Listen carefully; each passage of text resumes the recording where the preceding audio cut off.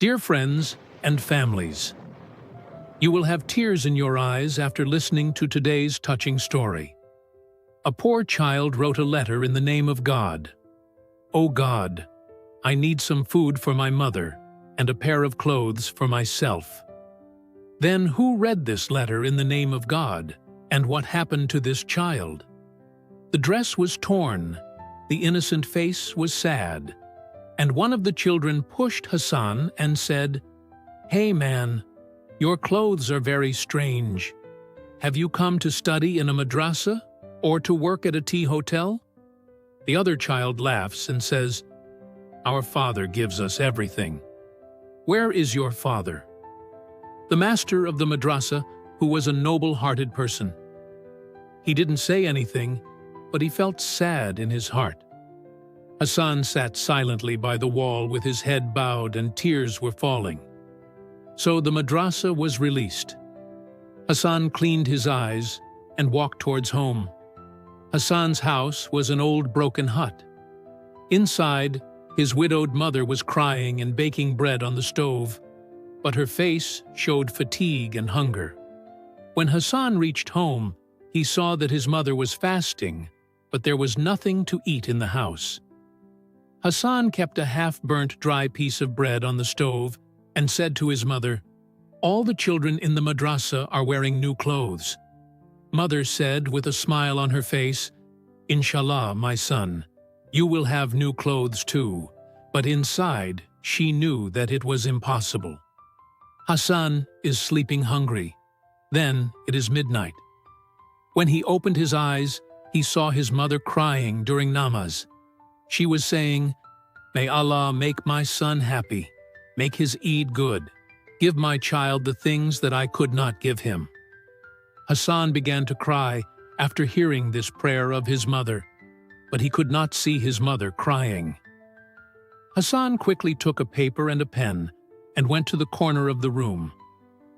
"There is iftar in the houses. There is nothing in my house. My mother sleeps hungry every day. She lies to me that she ate, but I know that she did not eat. Allah, I am not asking you for anything more. Just give me a pair of clothes and something to eat for my mother on Eid. Amen." With tears in his eyes, Hassan took the letter and fell down in prostration. Lega Hassan doesn't even know about the letterbox. When he left for the madrasa in the morning, he left the letter near the gate of the mosque and then left the door of the mosque, hoping in his heart that maybe someone would bring something for him today. Hassan was buying, standing on one side, watching all this. His eyes sparkled, but when he saw his torn slippers and worn-out clothes, his glow went out. For a moment, Hassan dared to stand near a shop where a very beautiful white kurta was hanging. He innocently asked the shopkeeper, "Uncle, how much is this kurta?" She retreated silently in shame, his eyes filled with tears, but he kept seizing and left the mother quietly. Hassan was sitting in the class, but his mind was somewhere else.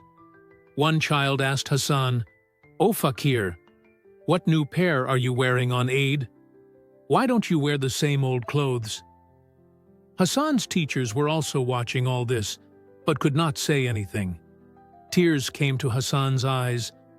He started saying in his heart that maybe Allah didn't read my letter, or maybe I am not a good child.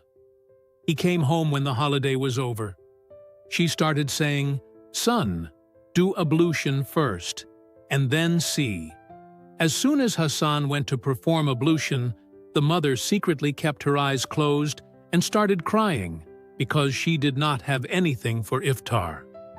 When the time for iftar came, Hassan became unconscious and raised his face happily as if he would become a mozra. But there was only a piece of dry bread and water in front of the mother. I got up with tears. He was thinking in his heart, "Oh Allah, when will you listen to my prayer?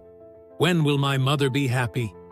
So he went and sat in a corner and picked up a pen and paper. His hands were trembling, but he started to write, "Oh Allah, Are you angry with me? Am I asking more than you?" He felt faint from his sleep. His mother came to him and saw Hassan unconscious on the ground. "Even today in the house, there is nothing to eat." Mother forcedly smiled and said, "Son, go and study in the madrasa. One day you will become a scholar." Hassan shook his head, but something else was going on in his heart. Hassan was standing in a daze, daring to ask someone for a job. Then he went to a shopkeeper and said, "Uncle, give me some work. I will do anything." The shopkeeper started laughing. "This work is not for you. Your age is for playing. You go and play." The tyrant and cruel man was staring at Kaleem Hassan. He started saying, "Oh boy, you have to work." Hassan has to shake his head quickly. "Yes," Uncle Kaleem said angrily. Then he came here, picked up the sacks, and put them in the warehouse behind. Hassan's wages had already started. Hassan started lifting big sacks with his small hands. He was drenched in sweat. The heat was intense. His innocent body was tired in the sun. He was fasting, but he did not stop. The work was being done. Sometimes the sack became so heavy that he fell down. He would have fallen, but Kaleem screamed angrily that he has come to work or to play. Hassan quickly got up and started working. Time passed and it was evening. Hassan was tired and broken. His courage was answering him. He went to Kaleem to take the money. With tired steps, he went to Kaleem and said softly, "Uncle, my money." Kaleem started laughing with contempt and angrily said, "Money? Which mountain did you break?" "Uncle." I started looking at Kaleem all day. Kaleem got angry in his eyes. "Get out of here now, otherwise he will kill you." Tears came to Hassan's eyes. He folded his hands and said, "Uncle, just give me a little. My mother is fasting. I want to take something to eat. If I don't read it, I am writing it for the last time. I am very tired. My mother sleeps hungry. I work, but people cheat me. I can't go to my mother. My clothes are torn. Everyone makes fun of me. Just do something miraculous for once. Otherwise, I don't know what will happen." After writing this, Hassan puts the letter in the mosque and thinks in his heart that if Allah doesn't hear now, then maybe he will never hear. Abdul Rahman Sahib came for worship. Abdul Rahman Sahib was sitting in the corner of the mosque after waju. His eyes fell on the ground. He picked up a folded tatis and started reading. As he was reading, his hands started shaking. Tears started flowing in his eyes. "This means that I have to do something." He went to the Imam Sahab of the mosque and started asking Maulvi Sahab, "Do you know if there is any orphan child who is in a lot of trouble?" "Does any child who is very forced?" Kaleem laughs. And Tanzia. He says in tone, "Yes. Yes, there was a fakir child.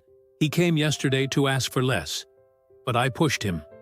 Abdul Rahman Sahab's heart ached.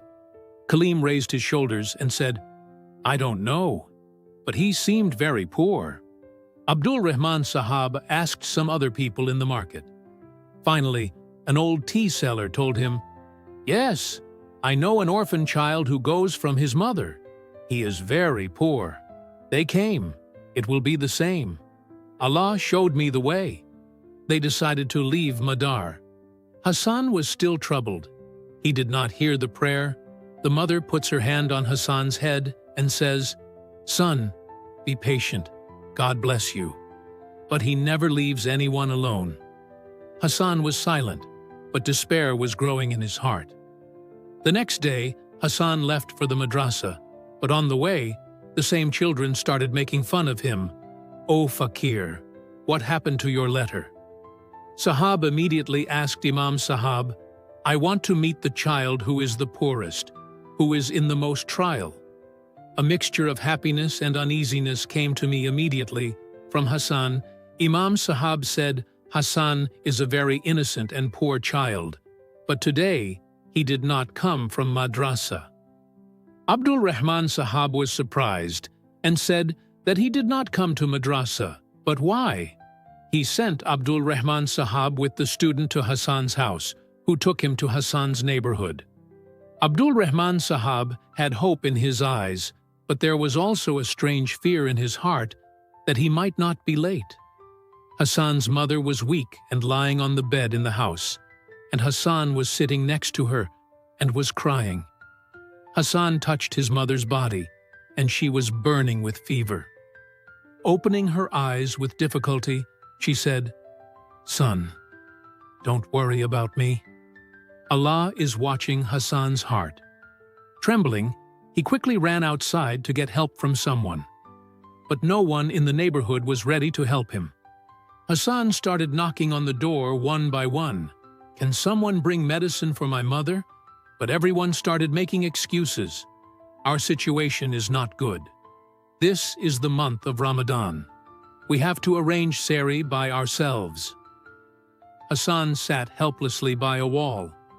There were tears in his eyes. He started running, but when he reached there, he got a shock. Hassan was standing at the door of the mosque, and Abdul Rahman Sahab was coming to look for Hassan.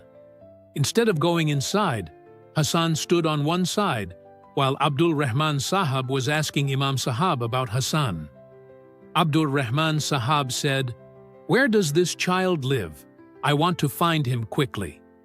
After stopping for a while at the door of Hassan Masjid, I prayed to Allah in my heart, "If Allah didn't help me even today, then I might have lost."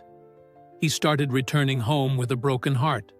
Abdul Rahman Sahab and Imam Sahab started planning to go to Hassan's house. Abdul Rahman Sahab and Imam Sahab reached Hassan's house and knocked on the door. There was a strange silence inside the house. He pushed the door lightly and looked inside. The scene was heartbreaking. Inside, Hassan's mother was lying unconscious on the bed. Abdul Rahman Sahab and Imam Sahab immediately ran inside and realized that the woman's condition was very bad. Imam Sahab quickly started pouring water on her, but she was not conscious.